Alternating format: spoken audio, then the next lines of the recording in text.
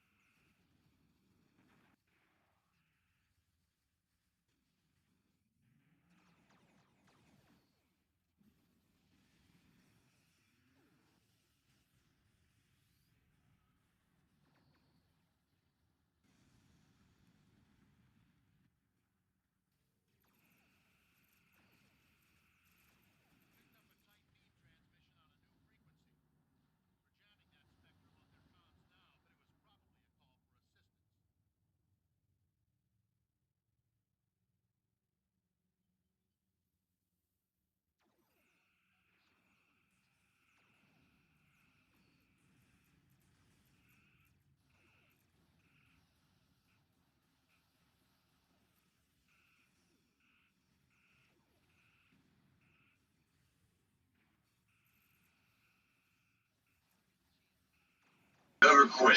Terrorists have taken nuclear bombs. Let's prevent World War III. I got you.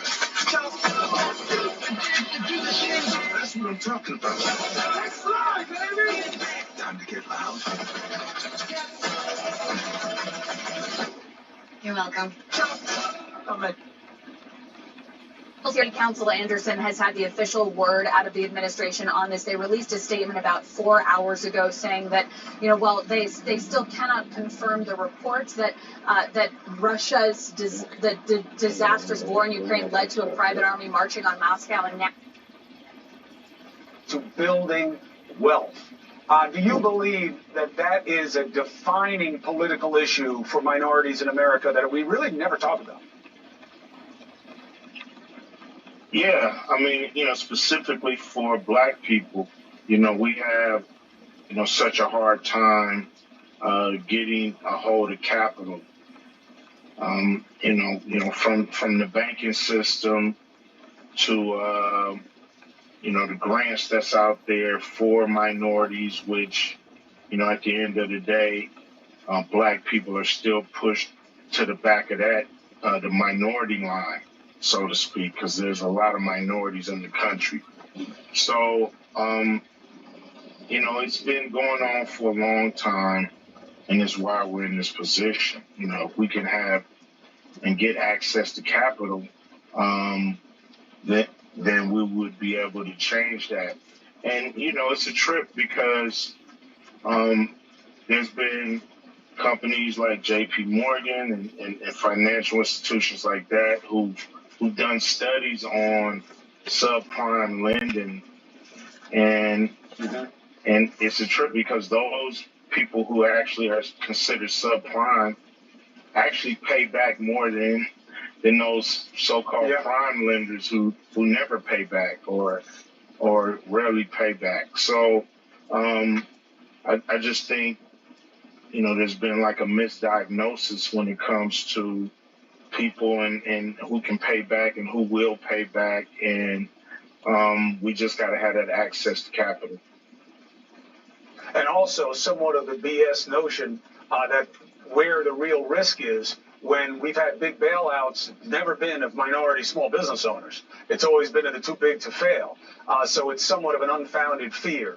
I'll leave the rest of the political discussion until we get closer to it. You've decided to throw your weight or influence in a particular direction. And I want to ask you here before I let you go about the big three. Now, I've been following it, I guess, 5-6 years now, watching it grow. Yeah. I know it heads to Miami this Sunday. I actually, you know what, I may stick around and watch it. I'm actually in South Florida right now for something for work. I like it because it reminds me of the ball I grew up playing. More physical, no ticky-tack fouls. It's almost like, if a foul is called, you better fight for it. What's behind your mentality and your dream for this? It's always been there. 3-on-3 is like the little cousin of 5-on-5. And most of us have played more 3-on-3 than 5-on-5 in our life. And it is a very personal game. You do have to have all-around skills or you will be exposed if you can't pass, dribble, and shoot and defend. And so, guys play hard. You get paid more if you win than if you lose. That makes guys play hard. And guys like the physical play. They don't want a ticky-tack game. Nobody wants to see a game full of free throws. So it's more familiar to the eye when it comes to the style of play that we're used to seeing in our neighborhoods, in our backyards, in our playgrounds, schoolyards. So we just elevated it to the pro level. We on CBS, over 600,000 people watched us last week. We hope to get more this week. Well, I think you will, because I think it addresses a lot of the frustrations we have with the modern game. I don't have any question that they're the best athletes on the face of the planet, but it's gotten soft, and what they value doesn't always meet with our expectations. And I love that guys can trash talk because it's such a fundamental part of the game is being able to get in the head of your opponent. So good luck to you with it. Thank you for sponsoring it. I appreciate it. As a fan, I look forward to watching. Thanks for coming on the show. Your support means a lot. Next. About the who? About the new set. What, do they like it or not? You know what you could do, though, which would be cool? You could do it real quick right now. Walk into the control room and show them the proximity. Moderate to severe eczema still disrupts my skin. Despite treatment, it disrupts my skin with itch. It disrupts my skin with rash. But now, I can disrupt eczema with Rinvoq. Rinvoq is not a steroid, topical, or injection. It's one pill once a day. Many taking Rinvoq saw clear or almost clear skin, while some saw up to 100% clear skin. And they felt dramatic and fast itch relief, some as early as 2 days. That's Rinvoq Relief. Rinvoq can lower your ability to fight infections, including TB, serious infections and blood clots, some fatal, cancers, including lymphoma and skin cancer. Death, heart attack, stroke, and tears in the stomach or intestines occurred. People 50 and older with at least one heart disease risk factor have higher risks. Don't take if allergic to Rinvoq, as serious reactions can occur. Tell your doctor if you are or may become pregnant. Disrupt the itch and rash of eczema. Talk to your doctor about Rinvoq. Learn how AbbVie can help you save. South Dakota's hiring. As the first state to bounce back from the pandemic, we've got one of the nation's strongest economies and more jobs than we can fill. That's why I'm pitching it. The average starting salary for an apprentice is $77,000 a year, without paying a penny in personal state income tax. Plus, we honor apprenticeships from other states. Hey, aren't you governor? Yes, and I'm a lousy plumber. South Dakota, freedom works here. I'm gonna sell my life insurance because I don't need it anymore. My kids are grown, my wife is great, let's settle up the score. It's time to travel to Happy. Spend retirement happy. Oh, it's so easy. It's so easy.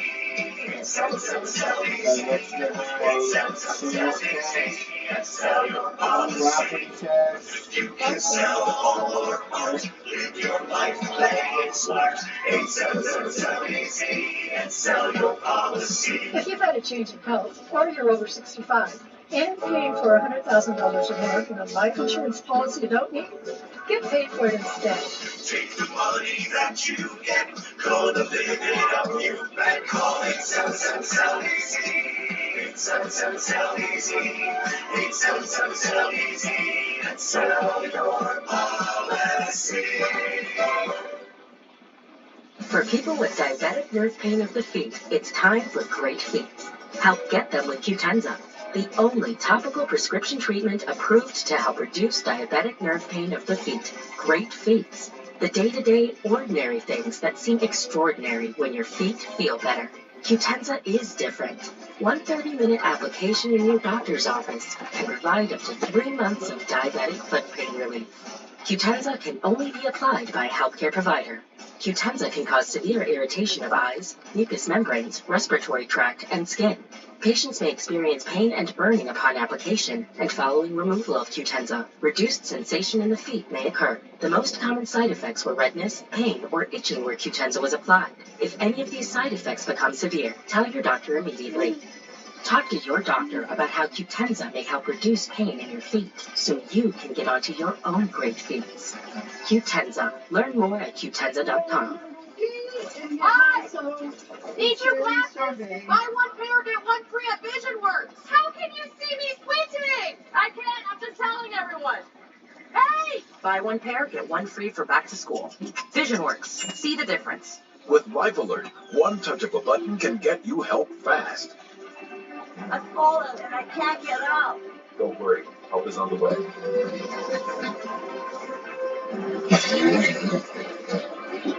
With any of Life Alert's help can be summoned immediately, and batteries will recharge. And I was scared. If it weren't for Life Alert, I wouldn't be sitting here today. Life Alert is a lifesaver. My husband is alive because of Life Alert. Life Alert is the lifesaver to keep me out of assisted living. Life Alert saves a life every 11 minutes. For a free Life Alert brochure, call 1-800-830-1940. That's 1-800-830-1940. Call now. 1-800-830-1940.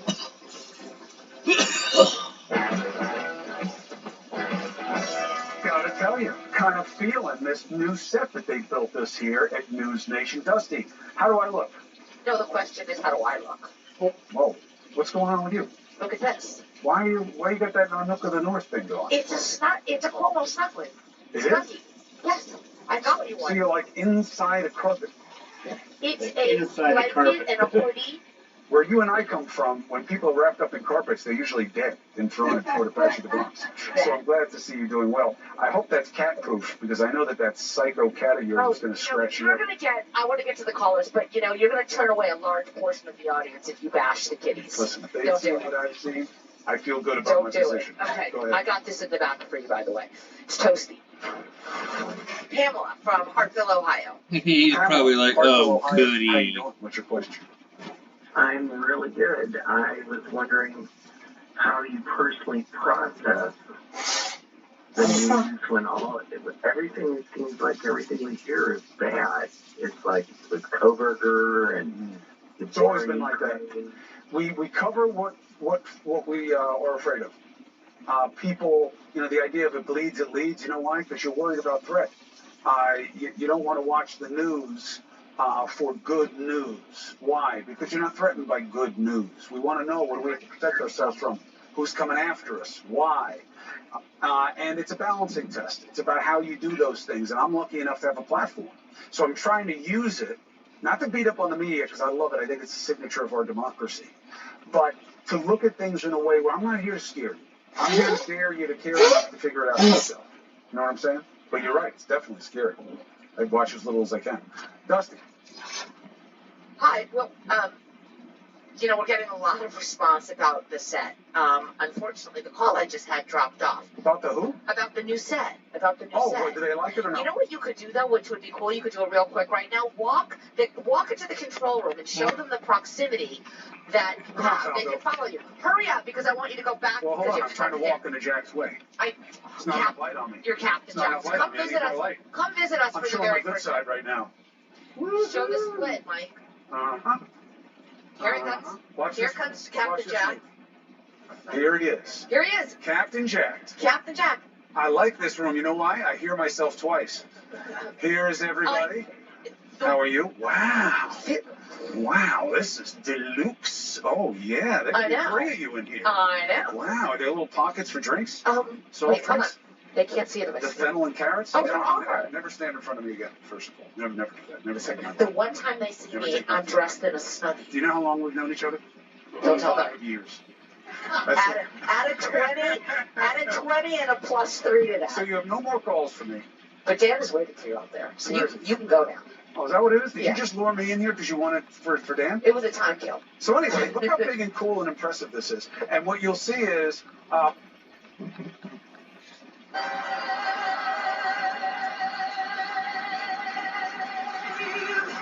And what a stirring way to begin the first primary debate of this 2024 election season. The candidates are on the stage. Martha and Brett are going to start the questioning in our drone. Yeah. That's right in. I mean, she almost makes you feel like play ball, right, Harold? I mean, let's go. Let's go inside Fiserv Arena. The people here in Milwaukee have been fantastic, and they are giving us their best tonight. 4,000 strong inside, and you're about to see the first event of the political season. Where we end up in November of 2024, it's anyone's guess, but tonight is the first step in that direction. Enjoy it, America. We'll see you tomorrow morning. Brett and Martha, take it from here. Good night.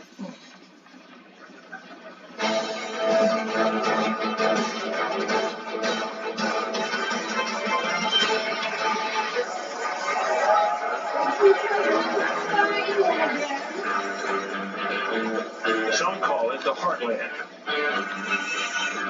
Others flyover country.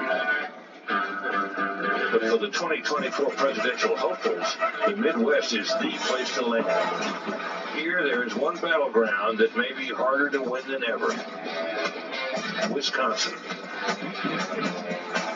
A state known for its beer and cheese, gridiron and grit, and also its razor-thin elections.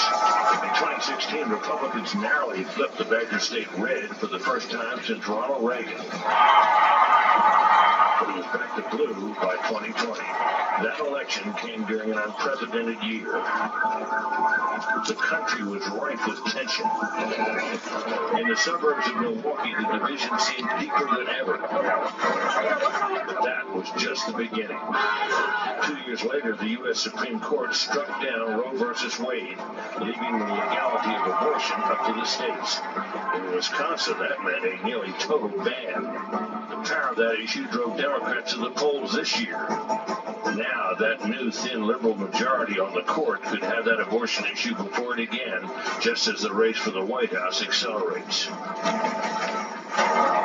Tonight, the Republican candidates will face off at the home of the Bucks and the Marquette Golden Eagles, hoping to return next July to this city on the shore of Lake Michigan to accept the Republican nomination at their party's national convention.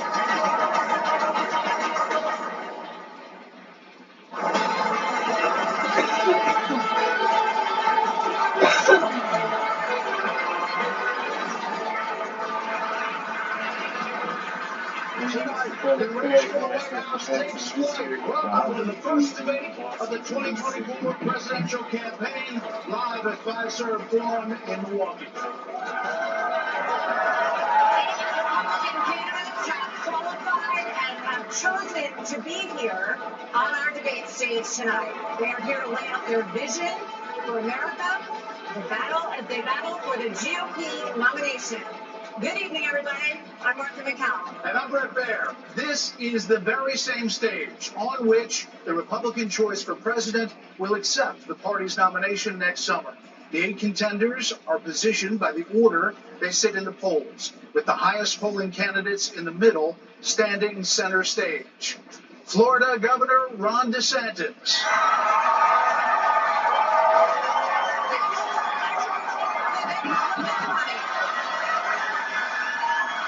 Former Vice President Mike Pence. Former South Carolina Governor Nikki Haley. Former New Jersey Governor Chris Christie. Former Arkansas Governor Asa Hutchinson. And North Dakota Governor Doug Burgum. Some ground rules for tonight. We'll ask the questions, and then candidates get 1 minute to answer. If someone is singled out, you get 30 seconds to respond. And when the time runs out, we all will hear this. Very pleasant. So tonight, these candidates have a big opportunity to break out of the pack and to explain why they are best prepared to be the Republican choice for president. At a time when the likely Democrat nominee, President Joe Biden, is working to convince the country that with Bidenomics, things are looking up. They call my plan Bidenomics. I'm not sure they've been in a totally complimentary way at the time. But guess what? It's working. But is it? More than 65% of Americans say the country's headed in the wrong direction. And here's the reality for some voters we talked to here in Wisconsin this week. We have noticed a dramatic increase in prices at the grocery store just across the board. Gas is high, and food is high. A lot of people out here homeless because they can't buy food. It's tough when you got mortgage rates at 7-8% versus 2 to 3. It's just you can't afford the house anymore. This inflation is ridiculous. It's killing us out here. We sit here tonight. The #1 song on the Billboard chart is called Rich Men North of Richmond. It is by a singer from Farmville, Virginia, named Oliver Anthony. His lyrics speak of alienation, of deep frustration with the state of government and of this country. Washington, D.C. is about 100 miles north of Richmond. Richmond, north of Richmond, Lord knows it all. Just wanna have total control. Wanna know what you think, wanna know what you do, and they don't think you know, but I know that you do. Your dollar ain't shit, and it's taxed no end. Those are rich men, those are rich men. Okay, I admit I can't sing. So, Governor DeSantis, why is this song striking such a nerve in this country right now? What do you think it means? Our country is in decline. This decline is not inevitable. It's a choice. We need to send Joe Biden back to the basement and reverse American decline. It starts with understanding we must reverse Bidenomics so that middle-class families have a chance to succeed again. We cannot succeed as a country if you are working hard and you can't afford groceries, a car, or a new home, while Hunter Biden can make hundreds of thousands of dollars on lousy paintings. That is wrong. We also cannot succeed when the Congress spends trillions and trillions of dollars. Those rich men north of Richmond have put us in this situation. And finally, we need to lower your gas prices. We're going to open up all energy production. We will be energy dominant again in this country. We never have I'm been. sure it could be done in the state of Florida. I pledge to you as your president, we will get the job done, and I will not let you down.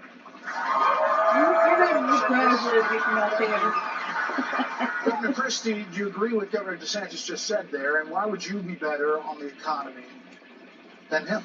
Well, look, I do agree predominantly with what Governor DeSantis just laid out. I think that if you asked every one of us up here, that we would agree predominantly with what he just laid out. Here's the difference. The difference is that we're going to have to work and make sure that we sell these ideas. And we be able to put ourselves in a position where we get a majority of the vote, not only by winning the Congress and the Senate in 24, but also by having someone who's had the experience of doing it. Now, I was elected as a conservative Republican in a blue state with 61% of the vote, with a Democratic legislature against me the entire time. And we still, through hard, strong decision-making, brought them around to our point of view. We cut taxes in New Jersey. We cut debt in New Jersey. We made sure that each and every time we were confronted with bad Democratic ideas, we stood and stopped them. And when there were good ideas, we brought people together to make progress going forward.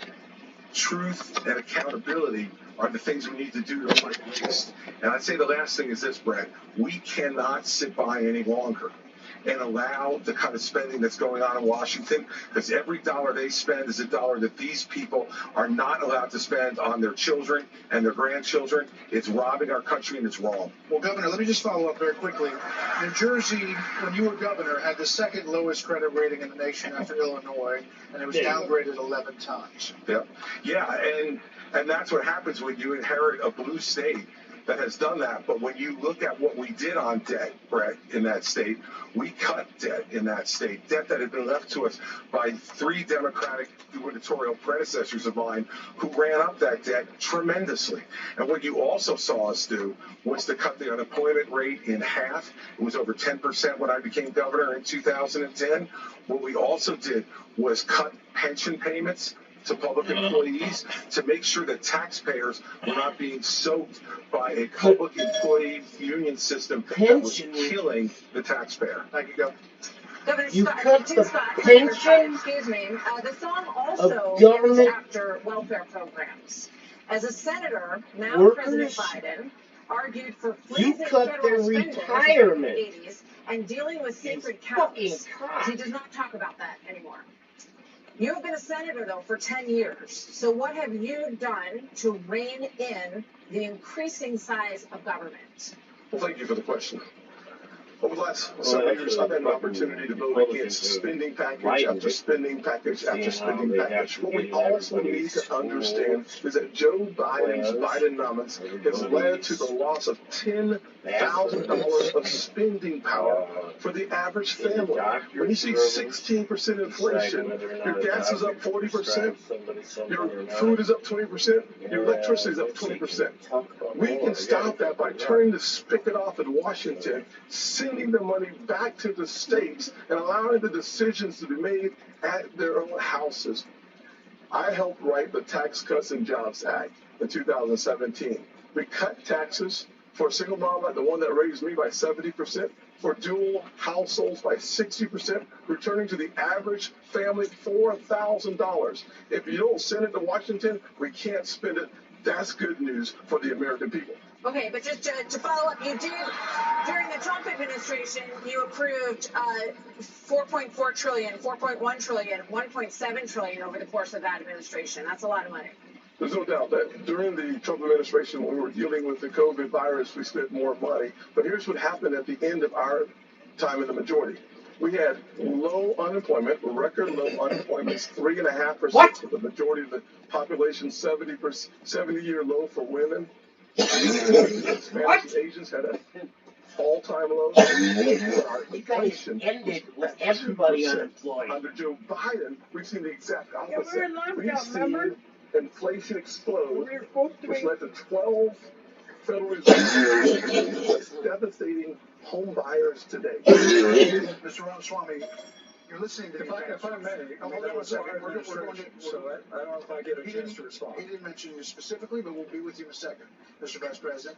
Mr. Ramaswamy, listening to all of this, why should voters choose you over more experienced politicians on this stage? You're basically, a blank slate for people. You're 38 years old. You said that you only voted in 2 presidential elections before this moment, this political race. So first, let me just address a question that is on everybody's mind at home tonight. Who the heck is this skinny guy with a funny last name, and what the heck is he doing in the middle of this debate stage? I'll tell you, I'm not a politician, Brent. You're right about that.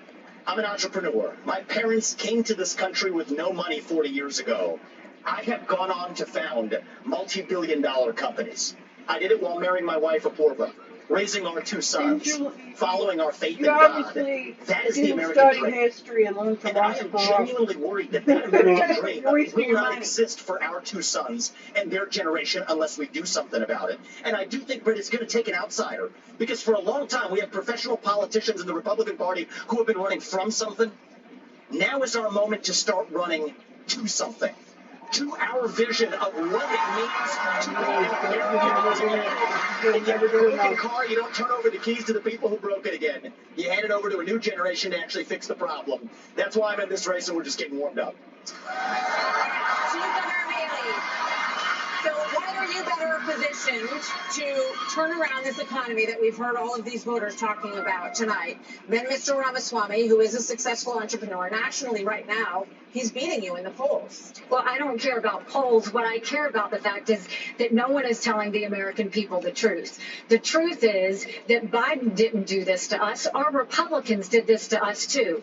When they passed that $2.2 trillion COVID stimulus bill, they left us with 90 million people on Medicaid, 42 million people on food stamps. No one has told you how to fix it. I'll tell you how to fix it. They need to stop the spending. They need to stop the borrowing. They need to eliminate the earmarks that the Republicans brought back in.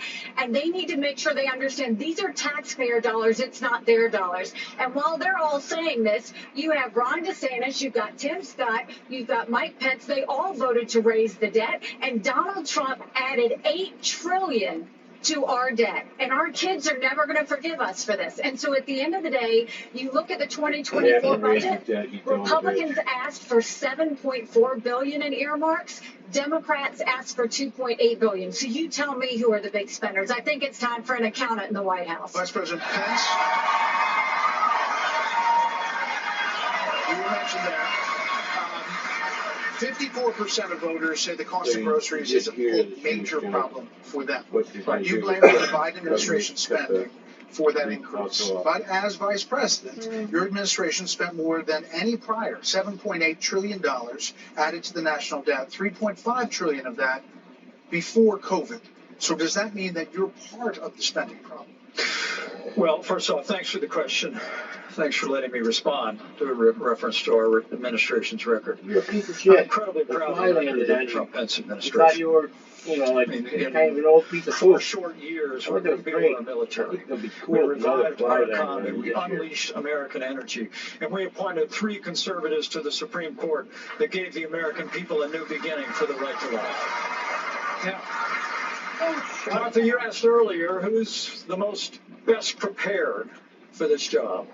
And I must tell you, with all due respect to all of my friends on the stage, and even the one that's probably looking on, I think unquestionably I'm the best prepared the most tested, the most qualified and proven conservative in this race. I was a leader in the Congress of the United States. I led Indiana where we balanced budgets and had a AAA bond rating when I was governor. And as Vice President of the United States, we spent funding to backfill on the military cuts of the Obama administration, and then we were there in the worst pandemic. Military cuts in the Obama administration. You're a piece of shit right here. To say that we've got to deal with the long-term military budget has never been cut in you got fucking people on this 30 stage that years, won't even man. talk about issues like Social Security and Medicare. I mean, Vivek, you recently said a president can't do everything. Well, I got news for you, Vivek. I've been in the hallway. I've been in the West Wing. A president of the United States has to confront every crisis facing America. I will put our nation back on the path to growth and prosperity and restore fiscal responsibility, just as I did in Congress and as governor, Mr. Vice President, and when I was Vice President.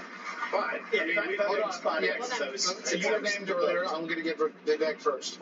Yeah, this isn't that complicated, guys. Unlock American energy. Drill, frack, burn coal, embrace nuclear. Put people back to work by no longer paying them more to stay at home. He said drill, The U.S. Fed, frack, stabilize the U.S. burn dollar, coal, and go to war. and The build war more that I would nuclear. declare as U.S. President will be the war on the federal administrative state that is the source of those toxic regulations, acting like a wet blanket on the economy. So I'm not sure I exactly understood Mike Pence's comment, but I'll let you parse that out. Mr. For me, it's pretty simple. Anti-climate? That's something a U.S. president can do with focus, and I'll deliver on it. Well, let me explain it to you. If I can. I'll go slower this time. I sometimes struggle with the reading. I was a House conservative leader before it was cool.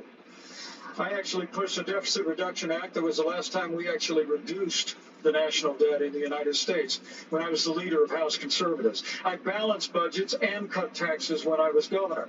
I mean, look, Joe Biden has weakened this country at home and abroad. Now is not the time for on-the-job training. We don't need to bring in a rookie. We don't need to bring in people without experience. We need to bring 30 seconds when you have a rebuttal, okay? And you are up, Governor DeSantis. So why are we in this mess? Part of it, and a major reason, is because how this federal government handled COVID-19 by locking down this economy. It was a mistake. It should have never happened. And in Florida, we led the country out of lockdown. We kept our state free and open. you had super And I can spreaders tell and you a lot this, of people as your died. president, I will never let the deep state bureaucrats He was lock one you of the down. first You don't take economists to somebody lock like down. Fauci and coddle him. You bring Fauci in, you sit him down, and you say, Anthony, you are fired. We're going to bring in... I just want to respond to Mike for 1 second because he invoked me back.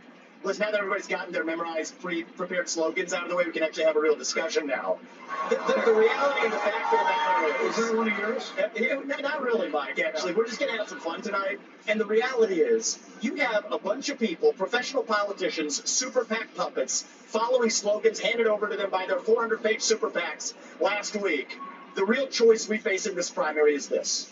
Do you want a super PAC puppet, or do you want a patriot who speaks the truth? Do you want incremental reform, which is what you're hearing about, or do you want revolution? Okay. And I stand on the side of the American Revolution. We're going to take control back here. We need everyone to have a moment on the economy. Yeah. I think that's fair. Can I address the There are COVID two people who have There there are two people who we have not heard from yet. So let's hear from Governor Burgum and then from Governor DeSantis on the economy. Well, great, thank you, Martha. And of course, I'm from a town of 300 Oh, this guy people. hasn't It's a even big deal spoken to make it till on now. the stage with all these folks.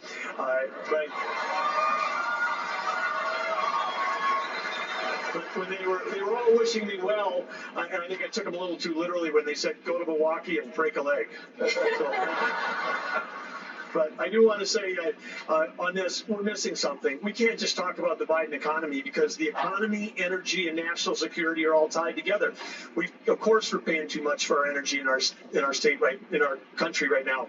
But part of the reason why is because of the Biden policies on energy. We've got a plan right now, the $1.2 trillion of Green New Deal spending buried in the Inflation Creation Act is something that is just subsidizing China. If we're going to stop buying oil from the Middle East and start buying batteries from China, we're just trading OPEC for Sinopec. And then belatedly, the Biden administration says, no, we're going to put sanctions on Russian oil. Well, we put sanctions on Russian oil, well, then it's 20% off. Who's buying it? China. So if you buy a battery in this country, if you buy a solar panel, it's being produced in a plant in China powered by coal, or it's being powered by oil and gas at 20% off. And every farmer in this country would like to buy diesel at 20% off, just like they're buying in China. Governor Hutchinson, go ahead. Thank you, Greg. Glad to be here tonight. And let me just tell you that I'm a pro-life governor from a conservative state that have a conservative record in which I lowered taxes in Arkansas as governor. I created a $2 billion surplus that I passed over to my successor, and I made sure that we shrunk the size of government. We have 14% fewer state employees in Arkansas after I left government than when I took over as governor 8 years ago. I tell that because that's what we need in Washington, D.C. We need somebody that actually constrain the growth of the federal government, that can actually reduce the size, and I pledge to reduce by 10% our federal non-defense workforce. That's a specific pledge to make that attacks the administrative state. The garbage and let me applaud some of the business partners that are here that have had success in business. But let me tell you, I've been a federal prosecutor. I've served our own companies in terms of being head of the DEA, in Homeland Security, in times of crisis. It's not like I think that that's experience that is important for the future of our country to be the president of the United States that can lead with positive solutions and be held accountable. Thank you. We have a lot of topics to get to, and I promise we're going to get to everyone if we play within the rules. Okay, next topic. More than 1,000 people are still unaccounted for in Maui after the deadliest U.S. wildfire in more than a century. Hawaii's governor and White House officials said that climate change amplified the cost of human error. And a tropical storm hit California for the first time in 84 years. The ocean hit 101 degrees off the coast of Florida. And in the last month, the heat wave in the Southwest broke records nearly 50 years old. So Alexander Diaz from Young America's Foundation has a question for you. Polls consistently show that young people's number one issue is climate change. How will you, as both President of the United States and leader of the Republican Party, calm their fears that the Republican Party doesn't care about climate change? So we want to start on this with a show of hands. Do you believe in human behavior is causing climate change? Raise your hand if you do. Well, look, we're not school children. Let's have the debate. I mean, I'm happy to take it to start. Alexander, so you want to raise your hand?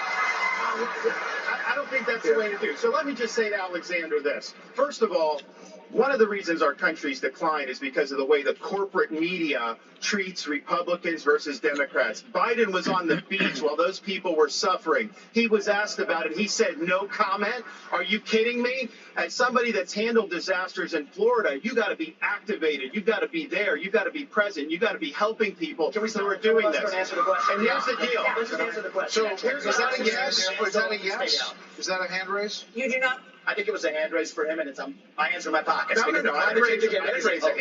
Let us be honest as Republicans. I'm the only person on the stage who isn't bought and paid for, so I can say this. The climate change agenda is a hoax. The climate change agenda is a hoax. And we have to declare independence for it. Oh, man. The anti-carbon agenda is the wet blanket on our economy. Go and so the home. reality is Yes, that more go people home. are dying of bad climate change policies than they are of actual climate change. Turn on the news. Anybody can watch the news. Hold on. I've had enough. I've had enough already tonight of a guy who sounds like ChatGPT. ChatGPT.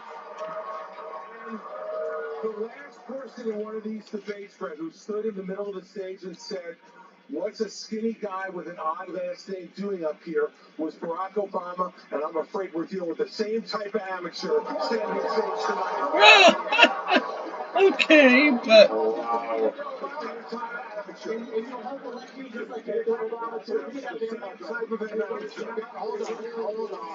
is this allowed in the debates? No, this started after, during the Trump said if you want something said, ask the mayor. If you want something done, ask the woman.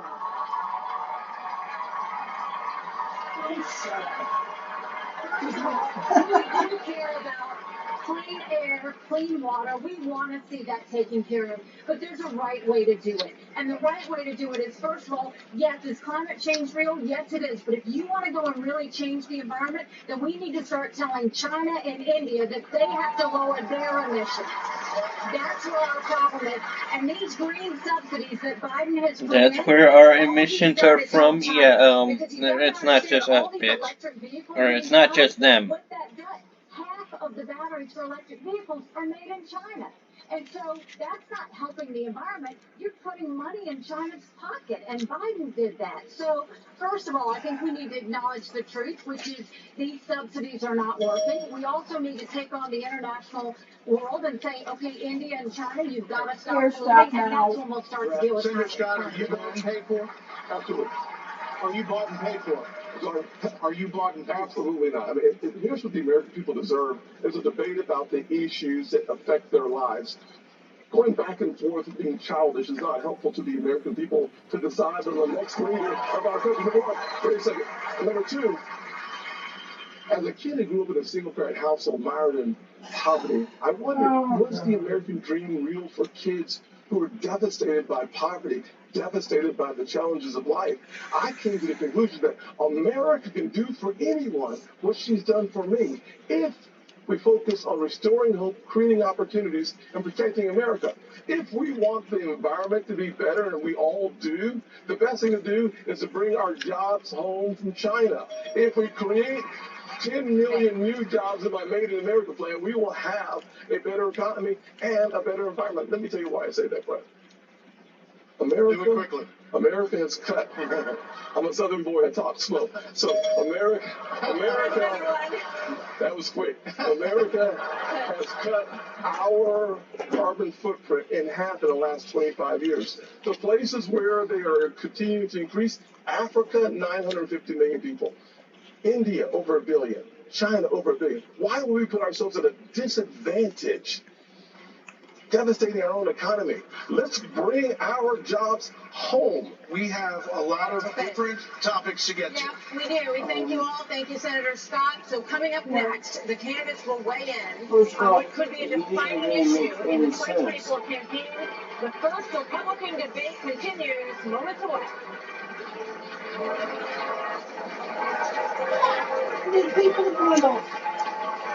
I mean, what we're doing, Smarter in how we talk about women and how we show them that. selling We're going to stand up for the unborn in Washington, D.C. And if you cannot do that, other you cannot be the countries' nominee for the Republican Party.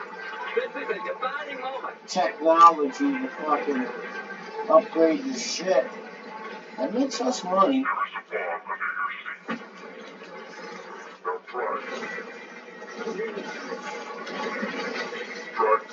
Number two, when the United States